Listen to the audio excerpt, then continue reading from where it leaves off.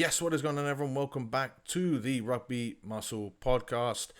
Today we are going to be talking about periodization and planning. I know that sounds like stuff that you don't really want to consider, but it is a huge area of rugby strength and conditioning that you must consider if you want to get the most from yourself, or if you actually want to get like any meaningful results whatsoever. So if you appreciate this topic, if you appreciate this podcast, of course, don't forget 5-star reviews on Spotify, 5-star reviews on Apple Podcasts, comments below on the YouTube video, ask any questions, and also on the Spotify, just hit the 3 dots or hit that Q&A question thing and leave a response. Those responses are much appreciated. If you ask a question, it will be answered on a future Q&A edition. Thumbs up, of course, on the YouTube as well. Share it with a friend that should like really listen to this sort of stuff. And if you can share it on your Instagram stories, tag me at Rugby Muscle. That also really does help out. Now, what we're going to be talking about is not just the importance of a plan, because I think we all understand that by now, right? You listen to this, you have a plan, right? You're happy with that plan, right? Well, obviously, you know it can be improved because you listen to this. And if you want to work with us actually at Rugby Muscle, then I'll put the links for Team Rugby Muscle, our programming, and Rugby Muscle Elite, our coaching, in the description below as well, because you can circumvent all of this thinking, this planning, and leave it up to us to do. And easy way to do that. But if you want to learn how to actually do it yourself and all the things that you must consider, we will discuss that in today's episode. So listen up. So, of course, we know that we can't just do random stuff in the gym at this point, right? We know that we have to have a plan where we're increasing our efforts week on week in order to get better, in order to play better. We know that it's important. If you've listened to the previous episodes that we've built upon to get to where we are right now, you know that you need to set goals. You know that you need to figure out what is needed for you as an individual rugby player. You know that you need to arrange that around your week and how your training week and your actual working week and schedule looks like in order to stay consistent with that. But with all of that in mind, I do see a common problem occurring, and it's just simply down to the fact that there are so many different things to train for from a physicality standpoint as a rugby player. And not just that, but there are also so many different ways to train those different aspects. So it can be ridiculously overwhelming just to look at, let alone implement within a training week. And I think a huge mistake already is trying to do that, trying to implement all of these different aspects or trying to train for so many different aspects at once is probably going to be the biggest area that where most people go wrong, right? Think about if you were playing for a rugby team or coaching. Now, let's say just say playing. You weren't coaching a rugby team. You were playing for a rugby team, and every single week, right, you trained everything. Let's say every single session, or even every single week, because it would still work, because it would still be ridiculous, right? Every single session, right, you did kickoff receipts, you did scrums, you did line-outs, you did attacking and defensive set piece from the back point of view, but also from a whole team perspective. You did handling, so passing and catching and offloading, kick returns, you did rucking, you did tackling. And when I say rucking, it's all the different aspects of rucking, right? So jackling, all that stuff. You did everything.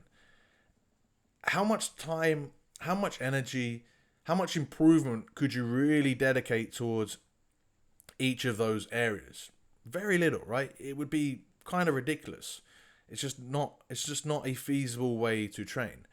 Instead, you need to be strategic about what you need to implement at different times of the year, at different times, and trying to cycle through so that you're touching on areas. Because if you never did scrums, if you never did kickoff receipts, if you never did tackling, then there's going to be a potential for that area to be a weakness. So you would still need to consider it, but you just simply cannot do that every single week. So instead, what we need to do is be strategic about how we're going to train these different aspects of rugby performance. And I think outside of just training everything, the other area where I think people go wrong is that they just they pick a goal or they train one aspect and then they just add to it, right? So easily the most common mistake, or the way that people go about doing this, is they get a generic like lifting physique program. I say physique because it's like bodybuilding, because it's most lifting programs are made with that in mind, right? They're made to optimize your appearance. They're made to build muscle and make you look better. And obviously they're so potent sometimes to lose fat as well, but really it's just about building muscle, right? And then they just add stuff to it. So if we had like a chest day, people would most commonly add like clapping push-ups to that chest day. If we had a leg day, maybe they do sprints on top of everything else that was already laid out. Maybe if it's even a full body session, maybe they'd add some metabolic conditioning to it. Maybe they see a exercise on Instagram that might help with their line out lifting or their sprinting or their passing, and then they also add that in. But this isn't really addressing the areas that you need to train. This isn't looking at actually what it takes to improve at this stuff. This is just adding extra stuff to it, right? This would be like, to circle back to the rugby analogy, this would be like taking this team and saying, okay, we're not going to try and train for everything. Instead, what we're going to do is we're going to train touch rugby, and we're just going to do touch rugby training from now on. And then you realize, oh crap, like teams are running through us, and our tackling is poor. So then you just add tackling in, and whether you add tackling in, just squeezing it in where you don't really have time, or you're just adding it in so that the training session runs on, you're not really addressing the issue of tackling and how it pertains to your actual rugby performance. Instead, what you're doing is just adding stuff in, and maybe you're not considering, okay, now we need to understand that we need to defend differently when we're playing, like when we're actually tackling, than when we're playing touch. We also need to understand that we might need to warm up for that tackling. We might not understand that how we can attack is also going to be different when we're looking at full tackling versus touch. We understand that actually those things are combined, because generic lifting programs, whilst they do help rugby, it's a different goal, right? It's the same as touch rugby. Whilst if all you did was just play touch rugby, you'd improve at your actual 15s rugby performance, but it's a different goal. It's a different sport, right? So you have to go at this, and this is why the very first episode of this new season was starting from ground zero, because that's what you have to take. You have to take a ground zero approach. You can't just add stuff to it and hope that works. Okay, so without trying to repeat myself, if you haven't heard that episode, go back and listen to that.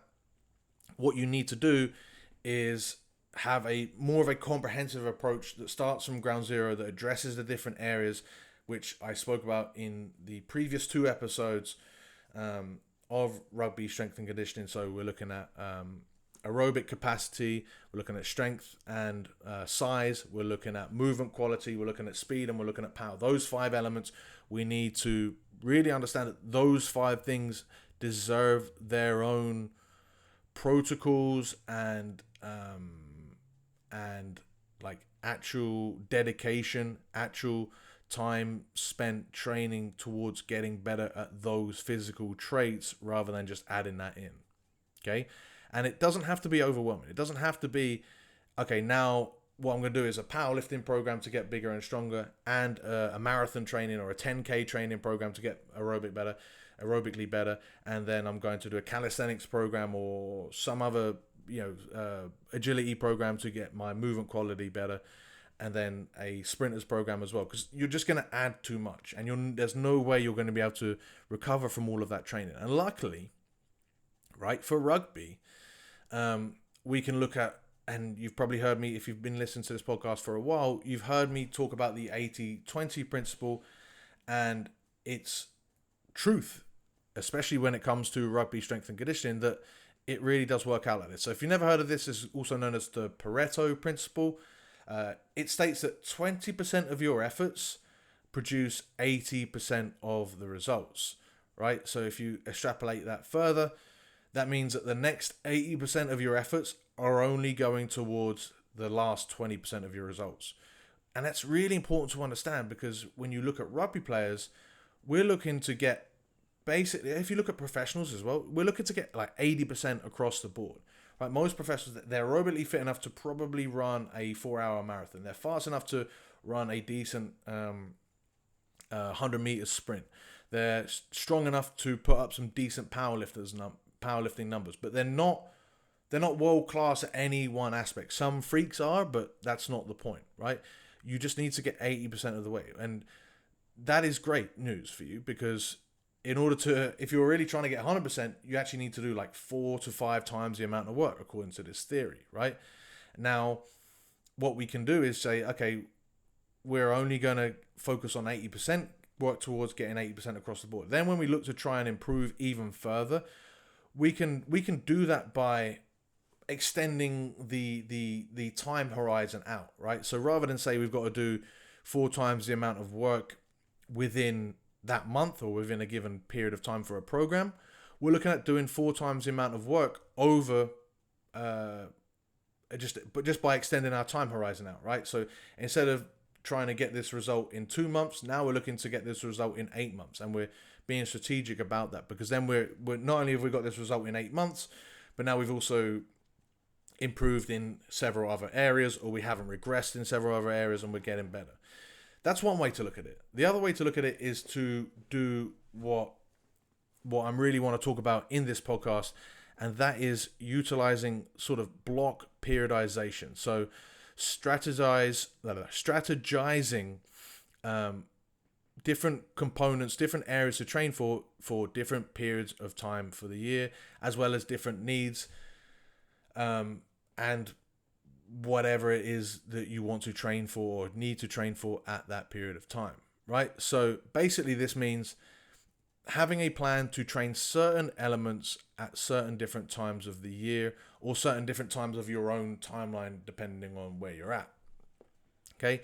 Now, this would start from, as we spoke about in the previous episode, addressing your individual weaknesses and targeting those to bring them up so that we don't have a big lagging weakness that's stopping us from being an athlete.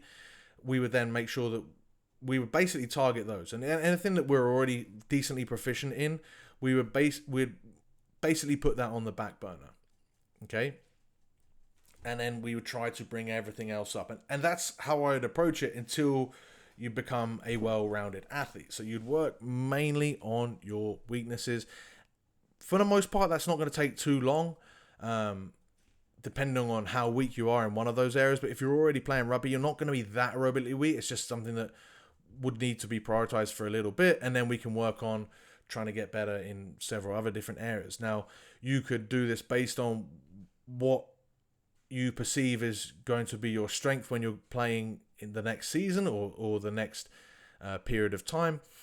You could also base it on just where you're at in terms of your rugby playing season. So if you're in season, if you're off season, if you're pre-season, that is to the traditional way of doing it is I'm off season, I need to train for these goals. I'm in season, I need to train for these goals.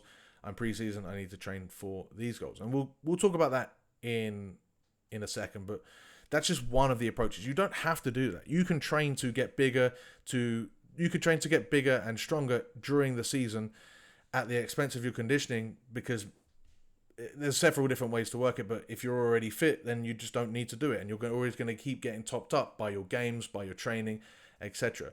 If you are seriously lagging in your fitness, you don't have to wait for pre-season to get fitter. You could just train fitness, and that would show quite significantly in your games week to week. And there's so many different ways to go about executing this in reality that it's almost not worth throwing all these different methods at you. It's just worth bearing in mind that this is just what you've got to consider.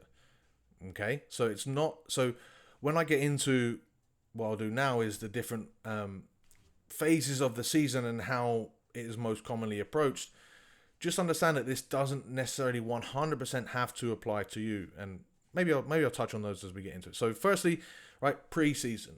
Pre-season is a perfect time to really top up your aerobic capacity, because you've traditionally been away from rugby, so therefore your fitness might have slipped.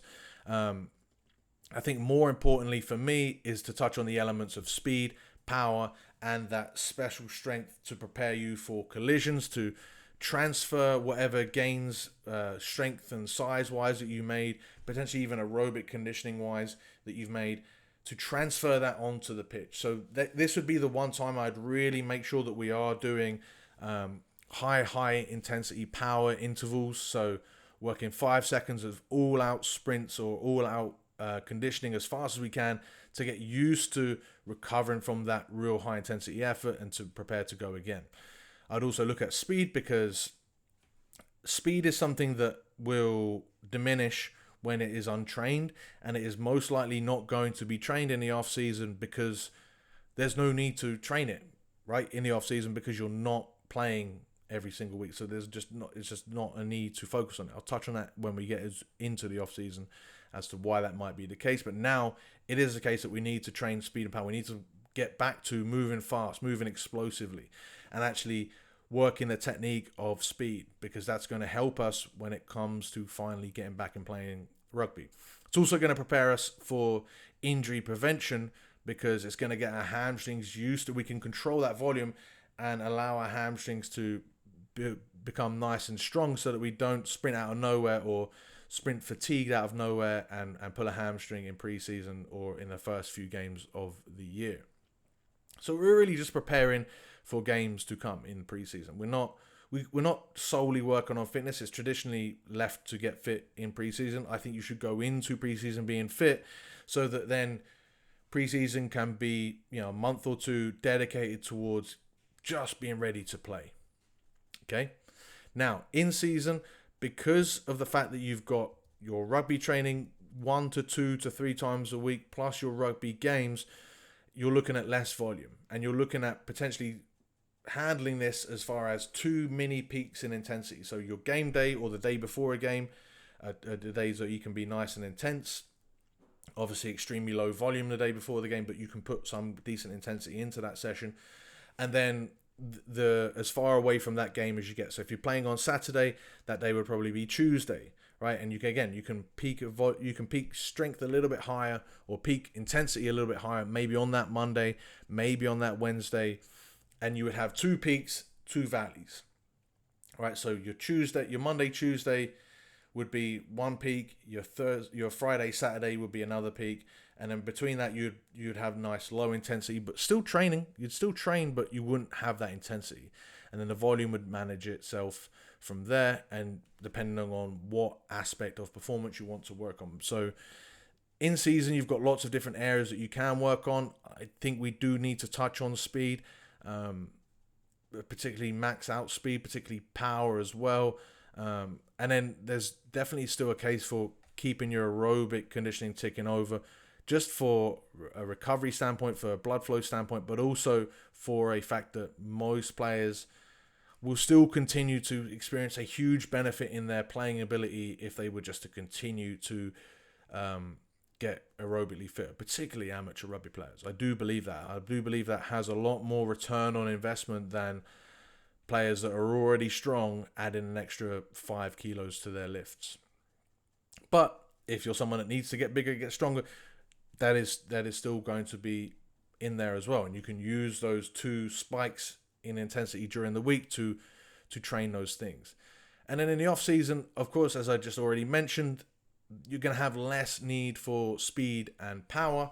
And that is simply because those trained aspects will diminish quite quickly, right? So that's okay in the off season because we have no need to be fast. We're not training the ability to be fast.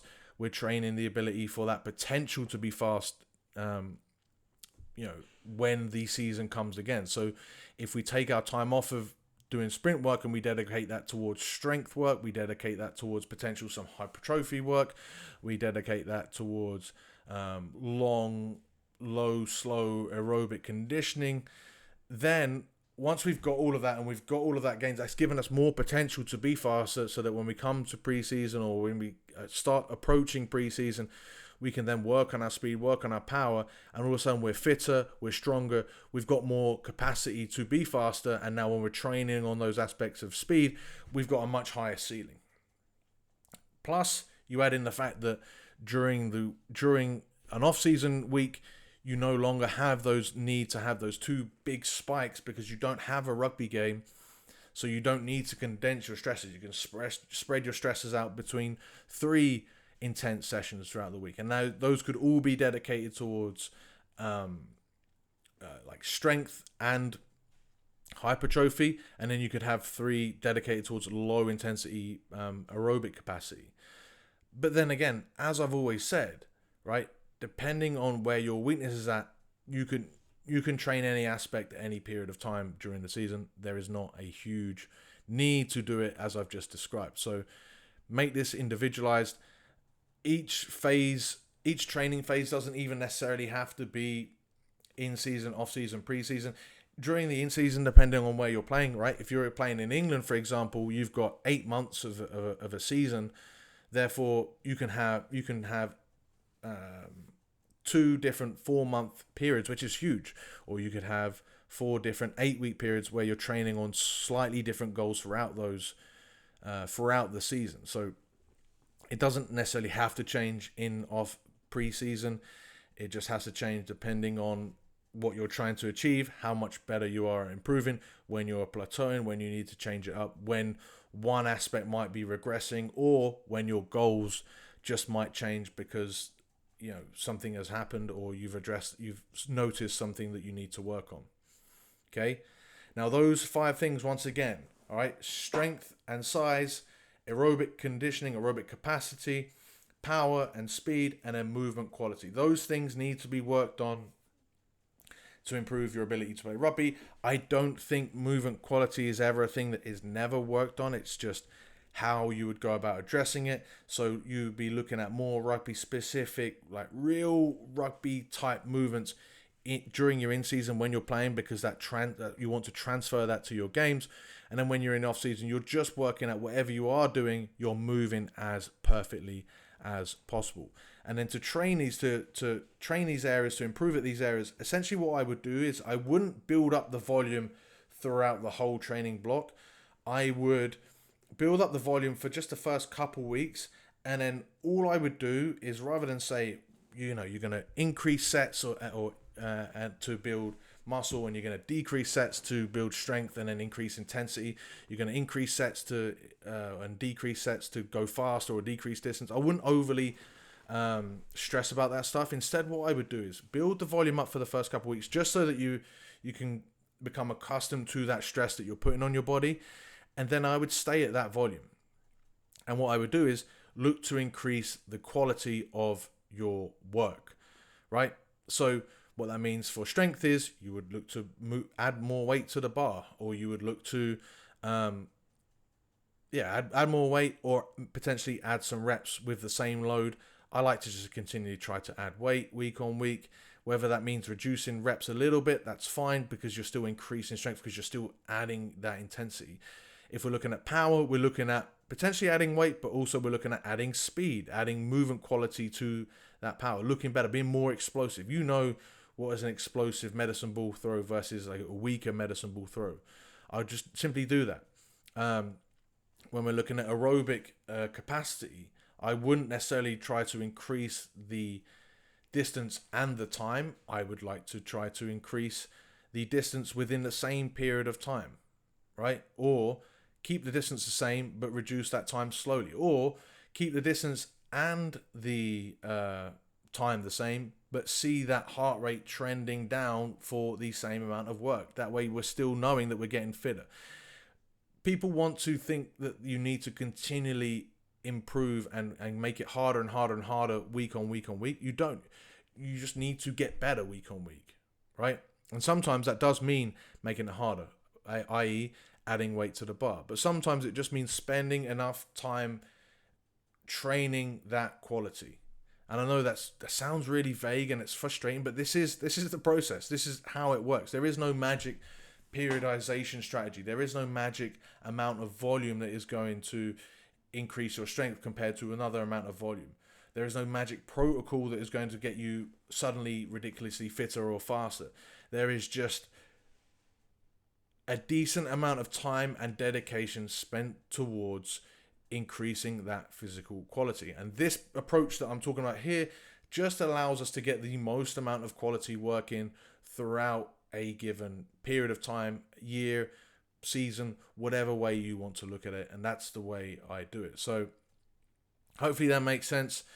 We're looking at, rather than trying to improve everything at once, we're just taking 1 to 2 real key features depending on whether our proximity to playing a rugby game or our weaknesses or things that we want to develop as part of our goals is how we want to play. And then we just work at those things as they apply to our rugby game. So lots to go into that. Hopefully that makes sense.